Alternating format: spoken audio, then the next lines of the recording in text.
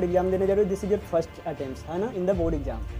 आपको बहुत सारी चिंताएं भी लगी होंगी, घबराहट भी होगा कि यार कैसे होगा, क्या होगा, आ रहा है ऐसे थॉट्स ना, कैसे हो पाएंगे। Good listener, if you want to learn by me something new, यही बोला था ना जो सरस्वती में रहा कि अगर मेरे से कुछ सीखना है तो पहले अच्छा श्रोता बनो, सुनने वाला बनो, तब आप सीख पाओगे। दूसरा क्या बताया था, स्टे फोकस, याद है, फोकस रहो। Why? Because ordinary person with extraordinary focus can do extraordinary achievement. साधारण इंसान असाधारण फोकस के साथ असाधारण उपलब्धियां प्राप्त कर सकता है। यही बताया ना, फोकस इज की टू सक्सेस। हम पढ़ रहे हैं यहाँ से 4 घंटे से किताब लेकर बैठे हैं, बट हमारा फोकस ही नहीं है किताब में। याद हो पाएगा क्या? नहीं हो पाएगा, है ना। हम कुछ भी पढ़ने लिखने याद करने का प्रयास करेंगे, विदाउट फोकस हो ही नहीं पाएगा। 4 घंटे की जगह मैं आपको 8 घंटे दूंगा, बिना फोकस का पढ़ोगे आप, हो ही नहीं पाएगा, है ना। तो फोकस रहना बहुत ज़रूरी है। जितने भी लोग हैं अपने काम में फोकस नहीं करेंगे ना, तो गलतियाँ 100% करने का उसका चांस बढ़ जाता है, ठीक है। तो हमें फोकस चाहिए, तगड़ी चीज़ है। इधर स्टूडेंट चाहे वो बोर्ड का भी तैयारी कर रहा है, चाहे बोर्ड का नहीं भी कर रहा है, तो अभी अपना फोकस यहाँ रखना। आपको काम की चीज़ें जल्दी जल्दी बताता हूँ। Know about everything about your board exam. तो मैं पॉइंट लिया हूँ वही, द क्वेश्चन ऑफ ट्रस्ट, जो होरेस वाली कहानी थी। आपने देखा होरेस वाले चैप्टर में कि होरेस को जब चोरी करने जाने रहता है तो वो पहले अपनी सारी चीज़ों के बारे में जान लेता है ना, तो कैसे एंट्री मारेगा, घर में कौन सी जगह पे कौन सा चीज़ है, सब कुछ बाय मैगजीन पढ़ लिया रहता है। तो वैसे आपको अपने बोर्ड एग्जाम के बारे में जानना है कि कैसे क्वेश्चन आते हैं, क्या क्या है, कौन सी चीज़ें हमको लेकर जाने की ज़रूरत है, कौन सी चीज़ें नहीं लेकर जाने की ज़रूरत है, ऑल थिंग्स, है ना। तो उस चीज़ को आपको लेना पड़ेगा, जानना पड़ेगा कि कौन सा क्वेश्चन कितने नंबर दिन में बताया था, जब आपको सब डिस्टर्ब कर रही थी बीच में। तो अभी जानो आप अपने बारे में ना कुछ, अपने बोर्ड एग्जाम के बारे में कि क्या चीज़ें हमें लेकर जाने हैं, क्या चीज़ें नहीं लेकर जाने हैं। आपके सीनियर स्टूडेंट आपको बताएंगे, आपके टीचर भी स्कूल में और यहाँ पे भी बता दिए हर चीज़, क्या लेकर जाना है, कौन सी पेन यूज करनी है, कौन सी पेन यूज नहीं करने हैं, कैसे हेडिंग डालने है, कैसे कॉपी लगनी है, एनीथिंग एंड एवरीथिंग, सबके बारे में आपको पता होना चाहिए, ठीक है। नंबर 2 है collect your tools very very carefully. ये भी लिया उसी चैप्टर से। क्वेश्चन ऑफ ट्रस्ट, होरेस जब चोरी करने जा रहा था तो पहले अपना बैग पैक किया, जितने भी उसके टूल्स थे उसमें रखेगा। जो student what is your tools, उस दिन भी यही क्वेश्चन लिया था, बताओ व्हाट इज योर टूल्स, क्या है आपके हथियार, वेपन्स क्या हैं बोर्ड एग्जाम में जाने के लिए। आपका पेन्स यही है ना, और तो अपने सारे टूल्स, हमारा टूल्स क्या होता है जी स्टूडेंट का, हमारा पेन होता है, कॉपी होता है, बुक्स होते हैं, यही टूल्स होता है ना। सब नहीं रहेंगे तो हम लड़ाई लड़ पाएंगे क्या? नहीं। तो उसमें हमें किताब और काफ़ी नहीं लेकर जाने हैं, हमें खाली पेन लेकर जाने हैं। हाँ, पैड आप कैरी कर सकते हो अपने साथ, वहाँ पे अनकम्फर्टेबल फील होगा तो आप अपने पैड का यूज़ कर सकते हो, बट ऐसे बढ़िया रहता है, ऐसा ही रेंज रहता है, आपको लिखने में नो प्रॉब्लम आएगी। बट कहीं कहीं ऐसा उच्च खालसा रहता है तो अच्छा राइटिंग नहीं बन पाती है, ठीक है। तो पैड कैरी करना, अपना पेन लेना ब्लू, और मैं बोला था उसमें भी कि नया पेन नहीं खरीद के लेके जाने में, आपको यूज किया हुआ पेन लेकर जाना है जो हाफ चल लिया हो, ताकि उसमें फेस चले, है ना। तो अपने सारे टूल्स में वो भी आ जाएगा। हमारा एडमिट कार्ड मत भूलना, डबल करा लेना उसका, आज ही रख लेना सब, कल की टेंशन ही नहीं, क्योंकि कल सुबह निकलना है आपको, है ना। तो जल्दी जल्दी बहुत सारी चीज़ें भूल जाता है, बोला जाता है जल्दी का काम शैतान वाला काम होता है ना, ऐसा ही कुछ बोलते हैं लोग ना।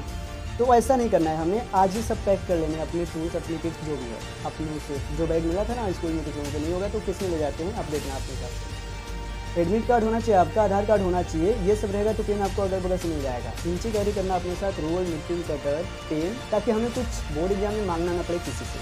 हाँ, हम हेल्प कर सकते हैं लेकिन हमें ना मांगना पड़े, हमें सब लेकर जाना है, ठीक है। तो अपने सारे टूल्स को हमें कलेक्ट करना है और वेरी वेरी केयरफुली, कुछ छूटे ना आपका। Number next, right your roll number copy very very very carefully. देखो आप रोल नंबर ही गलत लिख दो, आप खुद पढ़ने वाले हम हैं, बट रोल नंबर हमारा गड़बड़ाया ना तो फिर दिक्कत हो जाएगी। हो सकता है अपने से कोई डाउन है, उसका रोल नंबर हमने लिख दिया और हमने खूब कापी लिखा जम के, और पता चला कि रिजल्ट उसका बना, अपना तो कुछ बना ही नहीं ना। तो अपना रोल नंबर और नाम कहीं मत लिखना अपनी कॉपी पे, और नहीं अलाउ करते। वहाँ पे टीचर रहेंगे, आपको गाइड करेंगे कि बेटा ऐसे ऐसे ऐसे करना है, ठीक है। तो रोल नंबर, ये गुड्डू सर की पॉइंट एक्चुअली मैंने उठाया है, उस दिन ये सर बता रहे थे और ध्यान से सुन रहा था इनकी बातें, कि अपनी रोल नंबर कॉपी पे बढ़िया से लिखना, ध्यान से लिखना, और अपनी कॉपी भी बढ़िया लिखना, शुद्ध लिखना, साफ लिखना, क्लियर लिखना, क्लीन लिखना, ठीक है। राइटिंग आप लोगों का अच्छा है, सबका कोई दिक्कत नहीं है। अभी क्या करना है, कितना स्पेस देना है, कितना नहीं, राजेश सर बता रहे थे उस दिन कि ज़्यादा अगर गैप करके लिखा ना तो भी गड़बड़ है, ज़्यादा सटा के लिखा तो भी गड़बड़ है। हमने मीडियम में स्पेस देते रहना है ना। स्पेस मतलब वही कि हम यहाँ लिखे तो यहाँ लिखे, कितना आपका बन पाए, और प्रयास करना बड़ा लिखना उसमें, ठीक है। देखो मैं 3-4 रुपये वाला पेन यूज कर रहा था अपने इस BA वाले एग्जाम में, वो इतना बड़ा पेज था कि मुझे लग रहा था यार इस पर परफॉर्मेंस ही नहीं कर रहा है। तो आप देखना, थोड़ा मोटा पेन चलेगा ना तो सही रहेगा, उसका राइटिंग देखने में थोड़ा अच्छा लगेगा, और ये पतला वाला आएगा ना तो वो बेकार सा लगने लगता है उसको। तो आपका पेन ठीक ठाक चलना चाहिए, कॉपी साफ़ सुथरी लिखना चाहिए। कैसे लिखना है, जैसे उस दिन बताया था कि नहीं बताया था हमें, अगर ये मेरी कॉपी है मैं बीच में लिखूंगा प्रश्न उत्तर नंबर 1, प्रश्न उत्तर नंबर 2, या फिर ऐसे भी आता है प्रश्न उत्तर नंबर 1 का क, 1 का ख। इंग्लिश में ऐसे आता है क्वेश्चन नंबर 1, तो आंसर नंबर 1 का ए, आंसर नंबर 1 का बी, ऐसे लिखेंगे, ठीक है। वो भी बीच में by sketch blue black use करना। उस दिन भी बताया था मैंने, याद है कि ब्लैक स्केच परफॉर्म बहुत करेगा, 2 रखना, 3 पेपर एक स्केच पेन से देना और 3 एक से देना, उससे ज़्यादा मत देना, नहीं तो वो फैलने लगता है सच में। लेकिन जब नया हम स्केच यूज़ करेंगे ना तो फैलेगा नहीं, ठीक है। एक लिखा हमने प्रश्न उत्तर 1 का क का आंसर, 2 का आंसर। हाँ, हेडिंग जो लिखेंगे हम वो भी उसी से लिखेंगे। काला पेन उतना अच्छा से दिखता नहीं है जितना अच्छा से वो स्केच का दिखता है। Revise your syllabus. अब आपको एक्स्ट्रा कुछ पढ़ने की ज़रूरत नहीं है, जितना आपने पढ़ लिया ना उसी को रिवाइज करना है, रिपीट करना है। बिकॉज कहा जाता है repetition is the mother of all skills. बताया था वैसे मैंने ऑलरेडी आपको, जब 10 में एंट्री मारा था और शुरुआत मैंने किया था तो बताया था ना how to prepare board exam, याद है ना। तो अपने सिलेबस को हमें बस रिपीट करना है जितना हमारे टीचर ने पढ़ा दिया है, ठीक है।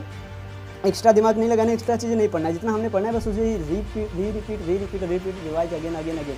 जब आप करोगे तो प्रैक्टिस बन जाएगा आपका। और सर ने क्या बताया, प्रैक्टिस बीट कर जाएगा आपके एक्सपीरियंस को, आपके टैलेंट को। तो practice is the mother of all skills, ऐसा समझो, ठीक है। नेक्स्ट क्या है, डोंट अंडरस्टिमेट योरसेल्फ। ये भी बताया था मैं, खुद को किसी से कम मत समझो, ठीक है। You are special person. तुम्हें अगर ऐसा लग रहा है कि बोर्ड एग्जाम में कैसे कैसे लोग आएंगे, क्या होगा, तो डेफिनेटली अच्छे लोग भी आते हैं, बहुत तेज भी लड़के लड़कियां रहेंगी, बहुत डाउन भी रहेंगे। लेकिन ऐसा मत सोचना कि यार मैं ही सबसे डाउन हूँ, नो, आप ही नहीं हो, अभी लाखों लोग हैं जो तुमसे भी डाउन है, ठीक है। तो अपने आप को कम भी नहीं समझना है, अपना बेस्ट देना है, अपना 100% करना है। कोई भी आपसे बड़ा तुरंत काम नहीं है, ठीक है। मैं उस फर्स्ट टाइम जब पढ़ा रहा था तो यही बात समझा रहा था ना कि अपने आप को कम मत समझना। मैं रामायण से एक्चुअली एग्जाम्पल दे रहा था कि वो रावण ने राम को तुच्छ समझ लिया, छोटा समझ लिया, और राम ने ही उसका वध कर दिया, क्यों? क्योंकि उनको छोटा समझता था। तो वो तो उसका था। यहाँ पे same don't underestimate yourself like a lion.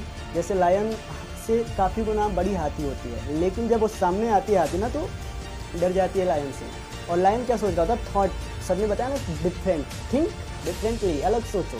तो वो शेर भी अलग सोचता है जंगल में, नहीं तो शेर में कुछ ऐसा क्वालिटी है ही नहीं जो कि वो जंगल में हो। लोमड़ी चालाक होती है जंगल में। अगर सबसे बड़ी जानवर की बात करें तो हाथी होती है ना, उसमें कुछ ऐसा है ही नहीं है, तो भी वो क्या होता है, किंग होता है फॉरेस्ट का, जंगल का। क्यों होता है? क्योंकि उसका एटीट्यूड, थिंकिंग प्रोसेस अलग ही रहता है उन लोगों से।